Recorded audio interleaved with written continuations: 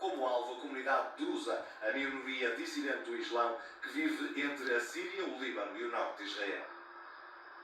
As autoridades encerraram as escolas em Caxemira, na zona administrada pelo Paquistão, devido à potencial ação militar por parte da Índia.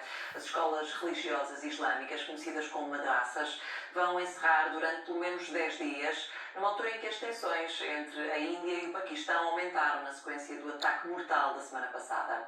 Um dos administradores das escolas avançou que o exército, os académicos religiosos e os estudantes estão mentalmente preparados para responder a qualquer possível agressão da Índia.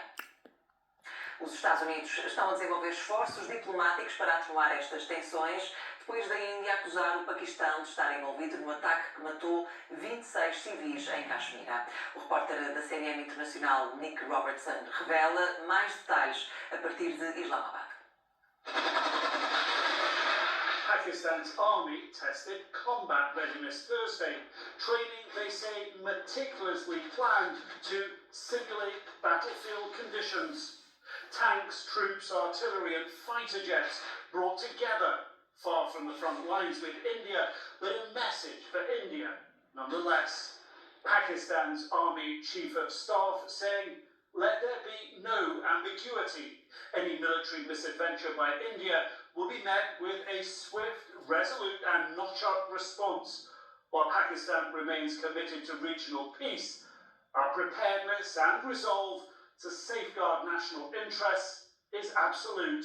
India too testing its readiness for war, battleships bristling with weapons, launching salvos of cruise missiles. On the Indian side of the border, in disputed Kashmir, a safety drill these school children hope they'll never need. Practicing what to do if rising tensions along this de facto border with Pakistan flare to real fighting.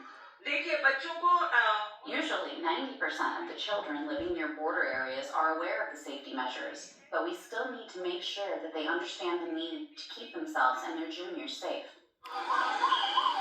A week after a brutal attack killed 26 civilians in Pahalgam, some survivors still in hospital. I heard 2 gunshots and saw a large gathering of people. When I reached the firing site, I rescued 3 individuals. We could not see a lot. We fled immediately after hearing gunshots. India says it has identified the attackers. 2 of them, they claim, are from Pakistan and is blaming Islamabad, promising revenge.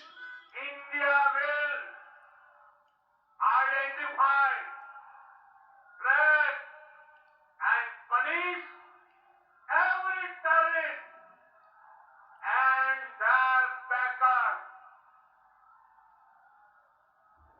We will pursue them to the ends of the earth. Pakistan also warning India's retaliatory move to end a previously inviolate, decades-old water-sharing agreement would be an act of war if they followed through. Tensions ratcheting up Wednesday. Pakistan's Minister of Information warning India was planning an imminent attack.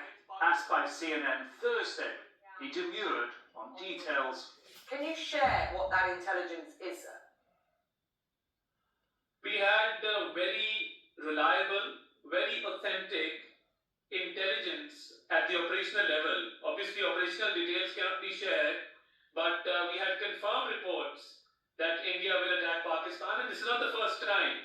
Along the tense frontier, tourists are returning close to the scene of the attack, but security, however, much tighter than before the sudden escalation in historic tensions. Actually, we knew about the terrorist attack, but we still decided to come here. And we feel very safe when we come here. There are many army standing days and nights to protect us. So we feel very safe and calm here.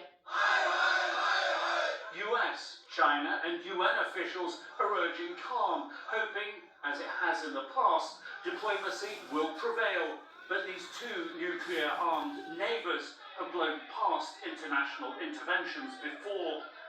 Thursday, India taking tensions a tiny notch up, banning Pakistani airlines from their airspace, matching Pakistan's move last week.